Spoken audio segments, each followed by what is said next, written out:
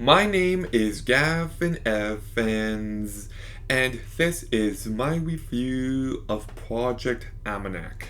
And okay, so in February 2015, I did the California trip. Well, I went to Disneyland, I went to Universal Studios, I went to SeaWorld, I went to Legoland, and it was a really great trip, and during it, I did see a few movies.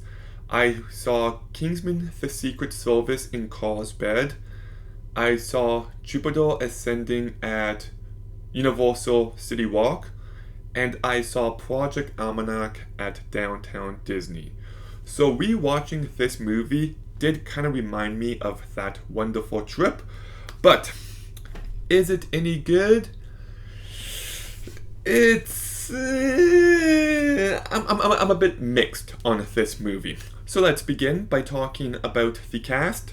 And Johnny Weston actually does a pretty good job. He's convincing enough, and he carries this movie well enough.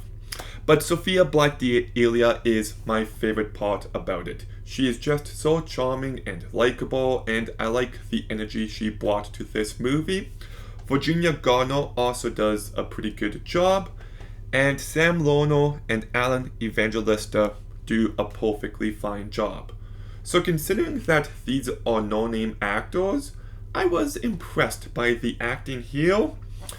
And okay, so what you need to know about this movie is it's a found footage time travel movie. And by 2015, we kind of got tired of the found footage shtick.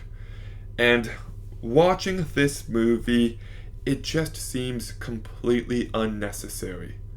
It feels like a distraction. And the ending uses the found footage in a very intriguing way, but I don't think it was worth it. Making this movie found footage was a mistake, and yeah. But how is the time travel element? Well, like, it's nothing super original. Like, we've seen so many time travel movies by now, so, like, you kind of know the direction it's going to go in, but it's still pretty neat to see some kids figure it out and using the time travel for fun purposes. It has a certain energy that you can't help but be entertained by. But what really elevates this movie for me is the last act. It's difficult for me to talk about without giving anything away, so spoiler warning, but I like how things go south because David just missed his chance with this girl. It is something that feels very human, it is something that feels universal, and I like how things just escalate from that point on. There's a real cause and effect, and David keeps trying to go back and to fix everything so the perfect life can exist. And this is, for me, when the movie got, to be honest, great. Like, it's intriguing, and, it's about how you just have to accept what's happened.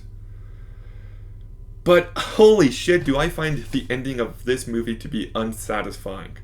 Like, by this point, you kind of forgot about the footage of him at his own birthday party, and then when we go back there and he just goes to tell his dad to destroy the machine, I don't know, it's like you were ramping it up and the ending just deflates everything.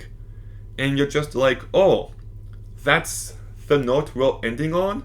Like, it's a very anticlimactic ending, but then I do kind of like how he left the tape there, and future David finds that tape at the very beginning of the movie, and I'm like, oh, okay, so that's why it's found footage, but then he goes to, the girl, and I don't know, the ending to me just felt really weird, and it just kind of ends, and I don't know, like, it just doesn't feel like an ending.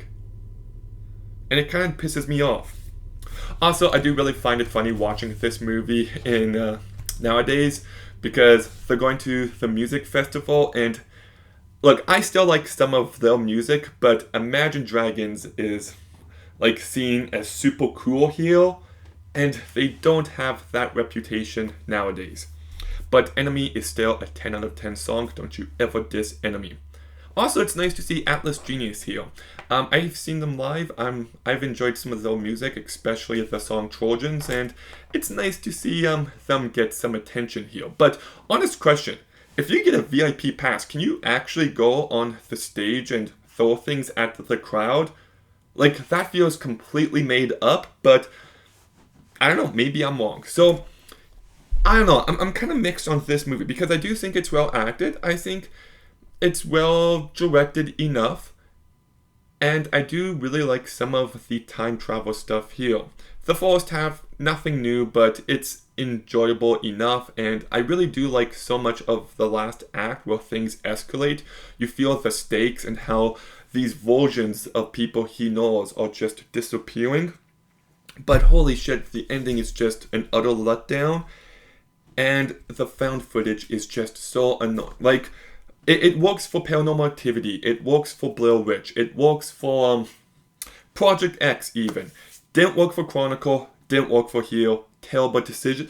But you know what? I'm still going to give Project Almanac a 6 out of 10. There's enough here, there is.